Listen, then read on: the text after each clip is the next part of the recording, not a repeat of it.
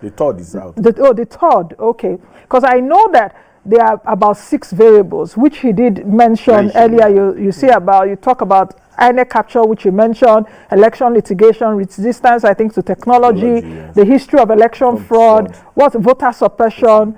I can't remember the last one. Yeah. But there are 6. Yep. Now, out of all these, and I know I read, whether it's the first or the second one now that I read, and, you know, it's states in Nigeria were placed according to whether low, medium, and about 22 states. Risk, yes, and high risk. Now 29 states are in this. Oh, okay. So with the new one you launch tomorrow. Okay, so that's an update. So where does it leave us, especially as Nigerians go into the elections tomorrow? Because we were talking earlier on yesterday about battleground states. Considering the fact that this, if you say all elections are local, this is the real local election. And also putting in cognizance what Barrister has been saying earlier. The initial point is this. The MREID already gives all the political parties the indices for each state.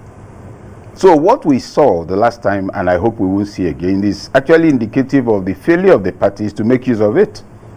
All the indices, just as you're saying just now, the variables, the 6 variables are indicated for each state. So if you know that your state is high risk of, is in the case of voter suppression, the parties, it's their work to do, not that of others. The parties and then the security agencies.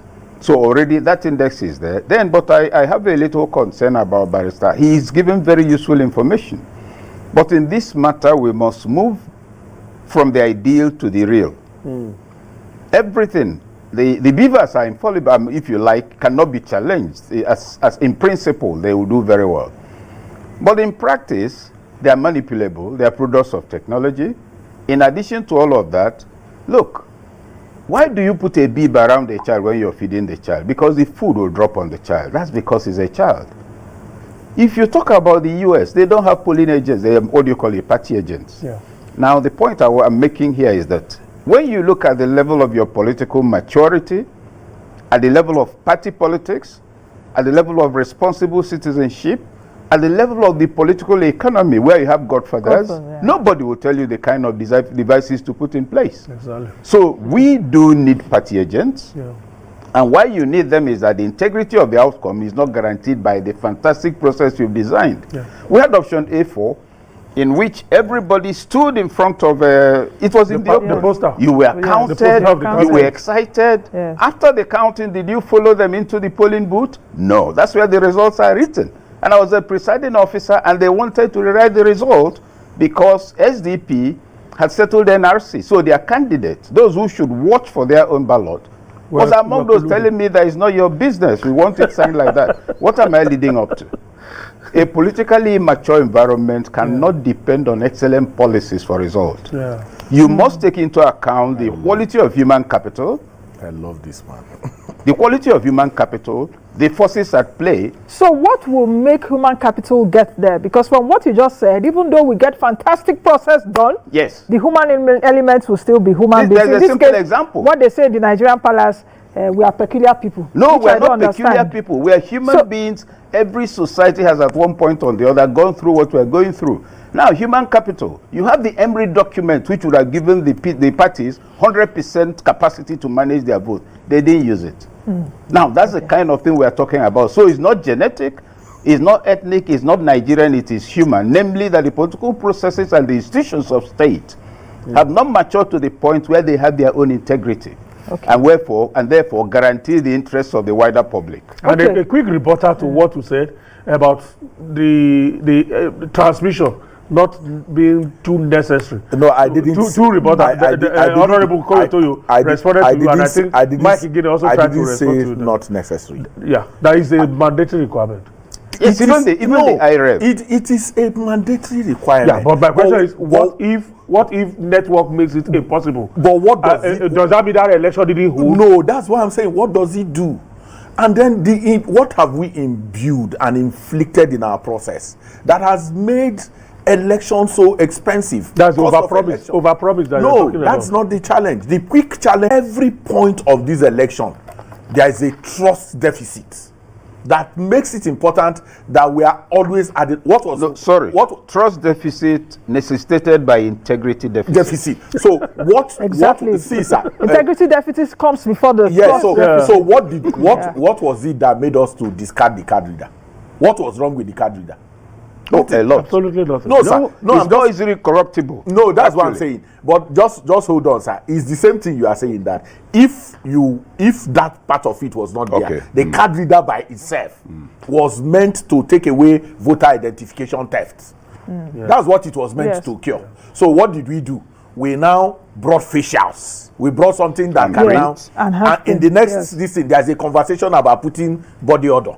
Okay. No. It's funny, but that's where people are now saying no. Even the facials, people went to take photograph in calendar and all kinds of things. We are pushing the beavers now to the point where we need something much more. All of those things that we are doing for the purpose of increasing cost of governance. So why did we put IREV? We put IREV because we want to be able to increase the integrity of the process, not because this other part, if you operate it very well, you don't need any beavers. You don't need it. Okay, we'll come back to you. Let's quickly move to our other guest who has been standing by virtually from the United Kingdom. He's Joshua Olufemi. He's the founder and executive director at Data Fight. They've been able to collate a lot of materials. Hello, Joshua. Good to see you and welcome to the program. Mr. Zewa just finished speaking about the cost of governance, and what was coming to my mind is, analyzing the cost. We are talking about even INEC, Saturday's elections. Nigerians will be ready to vote in 28 states. How much confidence do you have in INEC in terms of conducting Saturday's elections vis-a-vis how the presidential elections were conducted?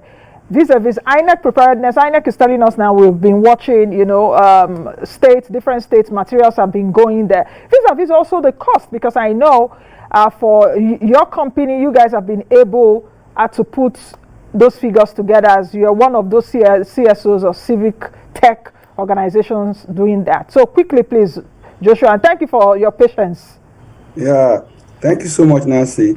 I think to the question of how costs will affect the conduct of the election, I think it's sacrosanct to say that whatever cost INEC is going to use to conduct the election, it's will be what is required naturally.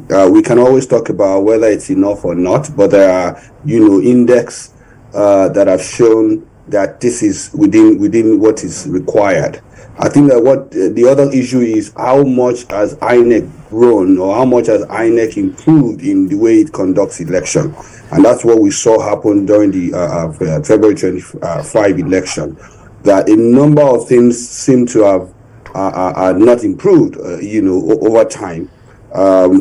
But to your question about the Saturday election, I think it's for us to keep all things, to keep much hope alive for the election. I believe that they've had about 2 weeks to learn what they need to learn. If they are genuine, if those things that happen on the 25th genuinely happen, not planned, if you get what I mean. But if they were planned, I think that citizens also have shown that they would be all eyes to watch and to monitor all the different things that INEC would do. I would say to the cost, I mean, we've kind of look at it like, if you put all the 305 even per polling unit, what you would have would be just roughly about 860,000 naira to be spent per polling unit. If you take the 305 divided by 2 elections,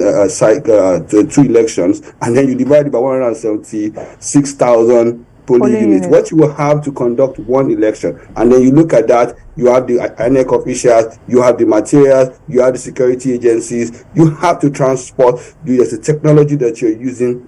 I don't think that money is too much. I think most of the challenges we're having a human factor that INEC needs to really tell Nigerians how they want to deal with it, rather than all this issue of I mean, heard the jokes all over the place about trying to use the body odor or one other thing to ensure that people that are supposed to be tracked are tracked. I think that for me, we should just trust the process as much as possible. We've seen what has gone wrong. INEC has responded to say, okay, some of these things are technical glitches, but the ones that are human, I think they need to really sanction some of their staff that intentionally,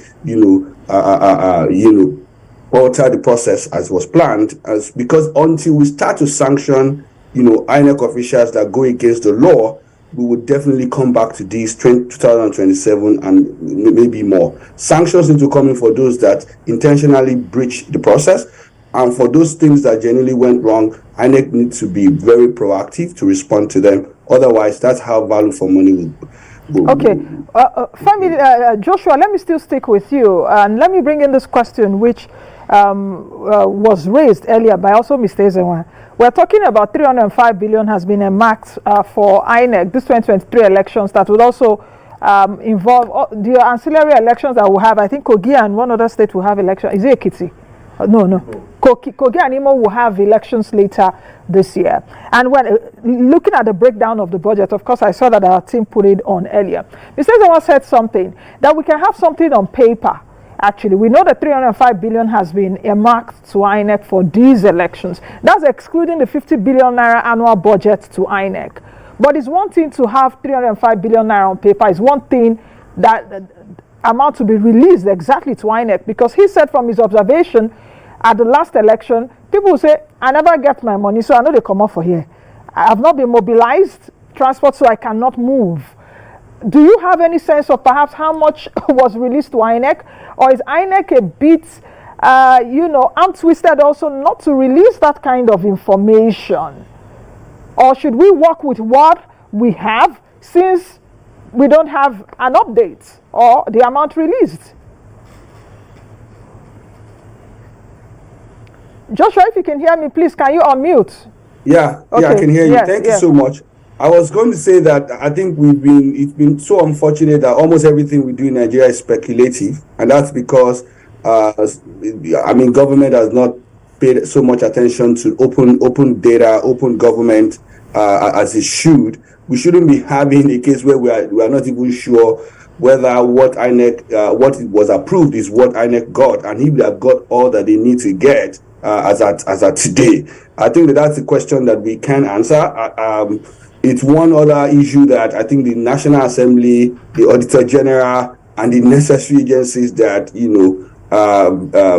should I say, audit the accounts and the budget of every NDA or every institution of government should also pay attention to. We are never sure. We've never seen how much INEC spent in any year. Even if you go into the audit report, past audit report, you will not see anywhere you will say, oh, this is how much INEC got, this is how much they spent, these are the violations or infractions, financial infractions or otherwise. And every other time it just seems like a stamp budget. But to your question, we don't have information whether INEC gets all the money that it's on the budget, but I think everybody just believe it has it. But the onus is on INEC to call, to shout and say, we don't have enough that we need, based on what the public is aware of. And when they don't do that, I think civil society organizations and the media can then use the Freedom of Information Act to demand that information and make it available to the public as much as possible. But truly, you also see cases where the executive arm has a way of, I wouldn't say they're sabotaging, but they're also constrained with money when it comes to implementing every other project. And sometimes this affects the efficient or effective way of implementing all of the things that are necessary. Another thing, even though it's not necessary, is the question of what we are going to have, I think, in about 2 weeks from now. The census is coming up. Exactly. We don't know whether that's another big event. And all of that and will close to 1 trillion naira to be spent, 860 something billion. That's another issue for another day. Okay, Femi, is there any other thing that you would like to tell me as to cost? Because I also do know that to conduct these elections, for example, and Mr. Ezenwa, I don't know why I'm referring to you too much this morning, but both of you have actually said a lot that we also need to interrogate, which we are doing here. We talked about even the NYSC officials that that will work with INEC. And I also saw that you guys did something to say that about, let me check it again so that I say the real thing. About 11,000 naira, if I'm not mistaken, 11,000 naira for the elections to standard payment for election officers, on honorarium 7,000, feeding 1,000 naira at 500 naira per day, transport to local government area 3,000 naira per person, that is 11,000 naira. Then for training allowance 3,000 naira at 1,000 naira per day, feeding 1,500 naira at 500 naira per day, 4-5, bringing it to 15,500 naira. Can you break that down? What can you feed with 500 naira? Okay, so why I'm asking that question is because we've seen, at least in the last presidential election, where it was on social media, we can't authenticate that though, that there was a cop I saw that was asking, was giving $100 or so, and if you exchange $100 using the official rate, about 46,100, but the black market rate is close to 75,000 naira. So with these kind of budgets, bearing in mind that INEC also, in its breakdown, has monies earmarked for things like this. So are we saying that 15K is okay? Or 11,000 naira on election day? So please break it down, Joshua. I think when it comes to things like value for service, it's always a very interesting conversation in economics, right?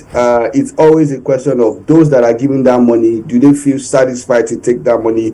Do they have negotiating power? If you ask me if it's enough, the first question I will ask is how much is the entire minimum wage of Nigerians for 30 days, okay, right? That's another way to look at it. If you compare it with that, you would even think that it's a lot of money. Yeah. But altogether, there's a lot of conversation around that minimum wage itself being, have the same 30,000, I think 35,000 every month as allowance. So if somebody gives you 15,000 for 2 days, or that for 4 days, you get that.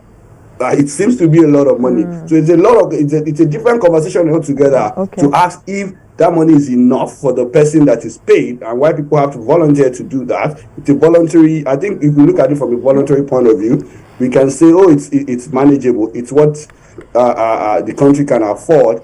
But the other question is, what implication does it have when you are now induced by politicians, by other people to compromise, your civic responsibility, when somebody then gives you $100. We've had cases where politicians even offer, INEC officials, their vehicles to transport them from the place where they get the materials to the polling unit. Now, if you've been able to do that because INEC didn't provide, allegedly now, the transport,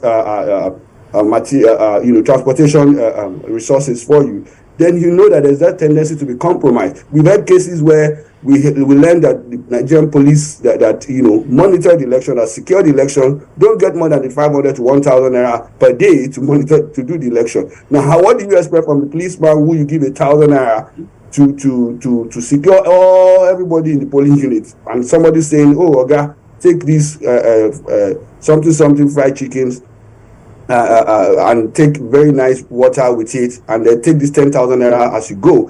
What do you expect? So the question is whether this money is enough for them not to be compromised. It's one question. The other question is their own integrity to see this from a civic duty to the country, and then use that to not do anything that is wrong. But of course, the old question of is 15,000 enough? I think it's a question for another day. Let's come back to Prof, because it seems that Prof seems to be disagreeing with you on something. Yeah, on the matter of what they should be paid, you can't begin to look at the national wage. Why there is as a benchmark for something like this. It's a national assignment. Yes, it's a national assignment. Why do we have the consolidated fund? To draw resources that will always be there, that can be discretionary in expansion or reduction because of critical enterprise. You pay somebody 15,000 and all the risks, and this continuous survival of the nation depends on that. That's why when people talk about budget, I say, are you thinking of budget or of the tasks that needs to happen? When, for instance, you have staff of ICPC and laughable range and they have the personal problems, That's not to justify misconduct. Yeah. But most states do a kind of certain caliber of service provider, such that anybody who takes one wrong step, there's no mercy, because now he's driven by his greed and not his needs. I believe that those for these election assignments, it should be charged to the consolidated fund or a special fund created for it. What I mean then is that if they are getting 50,000, knowing where we are and what it means, it will be a little more challenge to have it, disrupted. But that also depends on if the nation can afford. No, the nation can afford a lot of things, because we are borrowing. No, it's not whether we are borrowing. Let us look at the things on which we readily spend. It matters. Yeah. Though onion sellers had a problem sometime during the lockdown, was COVID. They were given time, unable to control them because personal problems of survival completely override their desire to serve their fatherland. Greater realism is needed here. All right, I think we can just thank Joshua. Yes, exactly. For his services and his contribution to what we are doing here. Yes, Joshua, thank you very much. Can you hear us? Thank you very much for joining us. Joshua Olufemi is the founder and executive director. And when is he coming back? Has he jackpot finally or what? No, Joshua, exonerate yourself now. You one of those that have migrated. Have you jackpot? If I tell you why I'm not here, I think it's another challenge that we have with the Nigerian country, where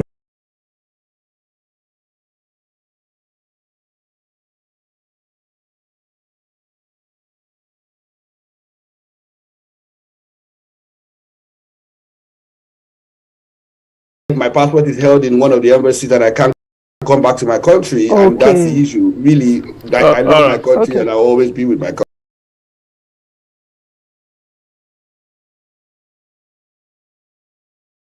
Thank you. Okay. Thank you very much, Joshua, for joining us. All right, we'll have one of our correspondents on the line, but we still want to find out if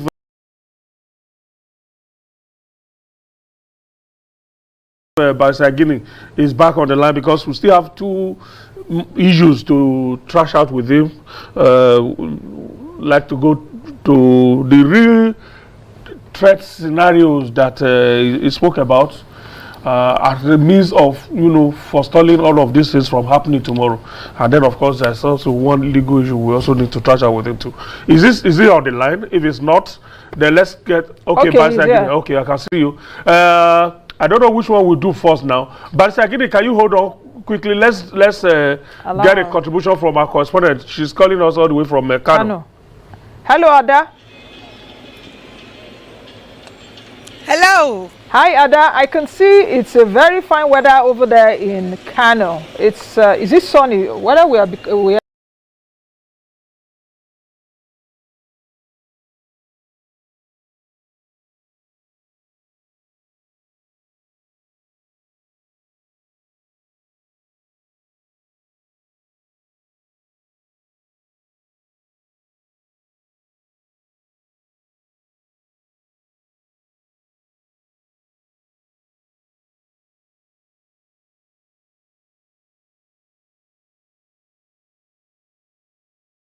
here in the studio. That's a bit. Kano. Yes, it's sunny. It's sunny at about 10:20. It's about 38 degrees Celsius. I can notice that. Although it's not as scorching as it will be maybe in the next 2 hours. Okay, so Ada, what's the update over there? How the indigenes of Kano preparing for Saturday's elections? Are they positive about tomorrow's elections? Have they told you they're going to come out to vote? What we saw at the presidential elections, are those fears and concerns still existing? Nancy, I could barely hear you. Please take that again. Okay. What's the level of preparation for tomorrow in Kano? For tomorrow. Okay. Well, I can tell you that the Independent National Electoral Commission here in Kano State, INEC, has already distributed sensitive materials to the 44 local government areas of the state. That was 2 days ago on Wednesday.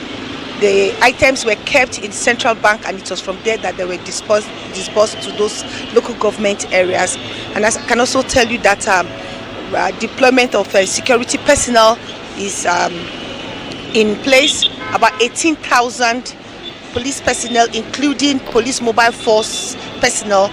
About 300 of them have been deployed to Kanu to ensure the security of the electorates and sensitive materials as well.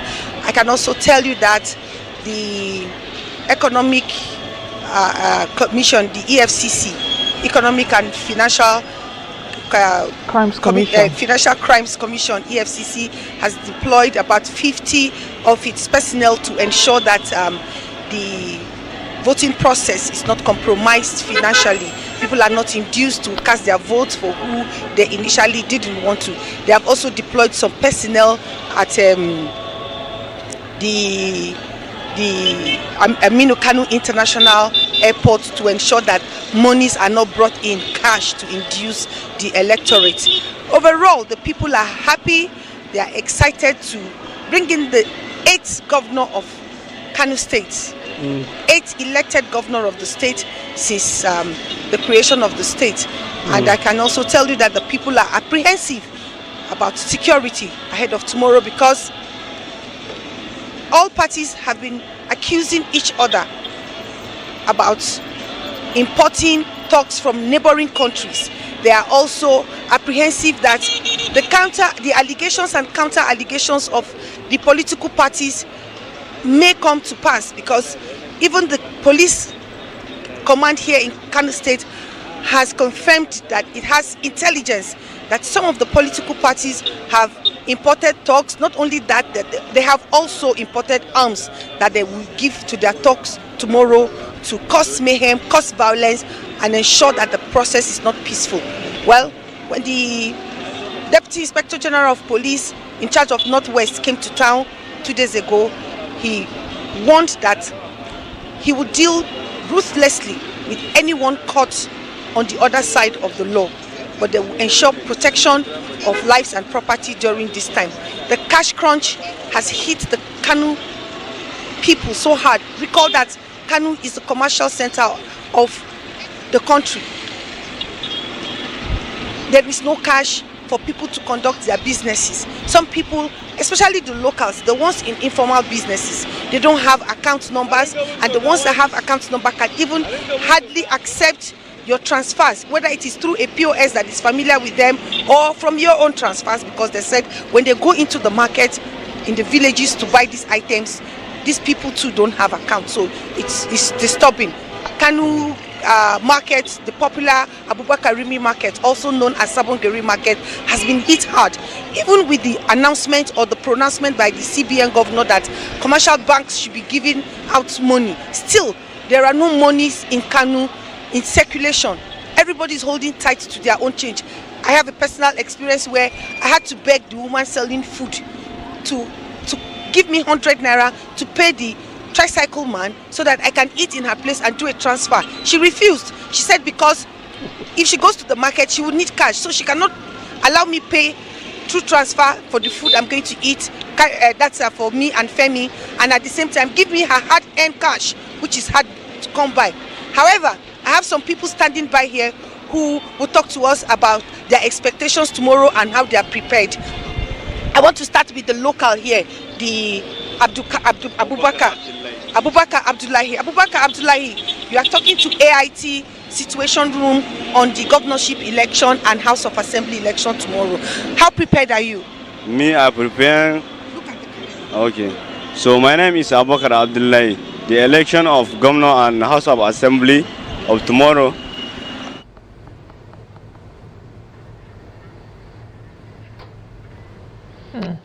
All right, thank you very much, Ada, for that. And Ada, we'll come back to you definitely later to check out what the situation is still. Okay, let's come back to our conversation. We can go to Barrister Igini now. Yeah, I think Barrister Igini is on the line.